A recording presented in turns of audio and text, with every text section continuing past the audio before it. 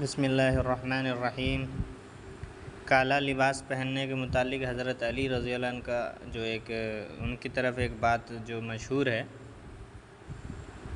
سوال کیا کسی نے، میں نے ایک جگہ پڑھا تھا کہ حضرت علی نے فرمایا کہ کالے کپڑے پہننا، کیونکہ یہ فرعون کا لباس تھا۔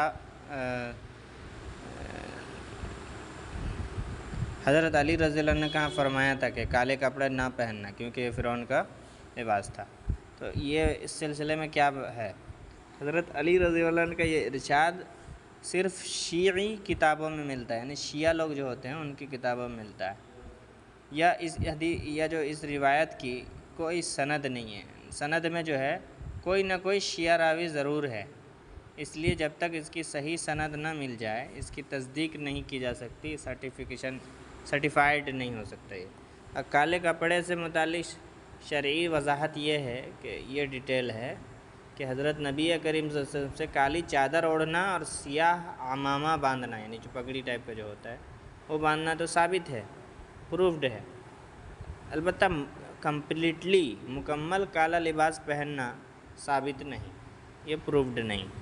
تاہم پھر بھی کسی روایت میں مکمل کالے لباس کی ممانعت بھی نہیں آئی ہے، یعنی منع بھی نہیں کیا گیا ہے، اس لیے فی نفسی ہی کالا لباس پہننا جائز ہے، یعنی ویسے پہننے میں کوئی یہ نہیں ہے۔ البتہ محرم میں، یعنی جو اسلامی سال کا پہلا مہینہ ہوتا ہے، جو حج والا مہینہ جو ہوتا ہے اس کے بعد والا مہینہ جو ہوتا ہے، اس میں چونکہ شیعہ لوگ کالا لباس غم ظاہر کرنے کے لیے، ماتم ظاہر کرنے کے لیے ماتم کے طور پر پہنتے ہیں، ماتم مناتے ہیں کالا کپڑا پہن کر، اس لیے اس مہینے میں ان کی مشابہت سے بچنے کے لیے کالے لباس سے بچنا ضروری ہوگا۔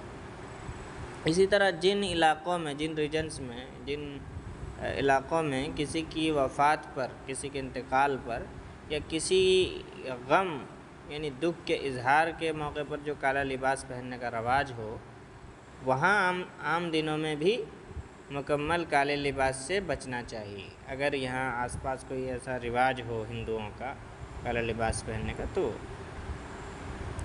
بہتر ہے، مستحب ہے سفید کپڑا پہننا، اور اسی طرح کالا بھی، اس لیے کہ یہ بنی عباس کا شعار ہے۔ وَدَخَلَ عَلَيْهِ السَّلَامُ مَکَّةَ وَعَلَى رَأْسِهِ عَمَامَةٌ سَوْدَاء۔ آپ صلی اللہ علیہ وسلم مکہ میں داخل ہوئے اور اس حال میں کہ آپ کے سر پر کالی پگڑی تھی۔ یہ ہے۔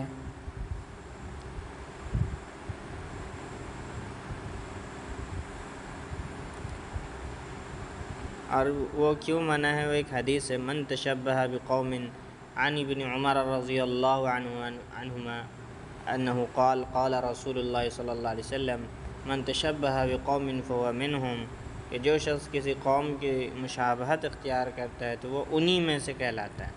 سنن ابی داود ایک حدیث کی کتاب ہے، اس کی کتاب اللباس، چیپٹر اباؤٹ کلوتھس یا کلوتھنگ، تو اس میں ہے یہ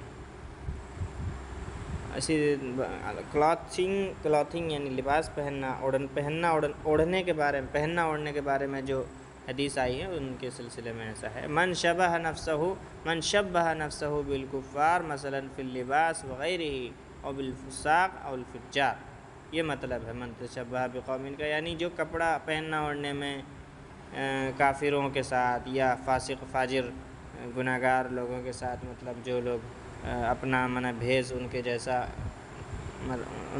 لوگوں میں سے کہلاتا ہے، یہ ہے اس کا مطلب۔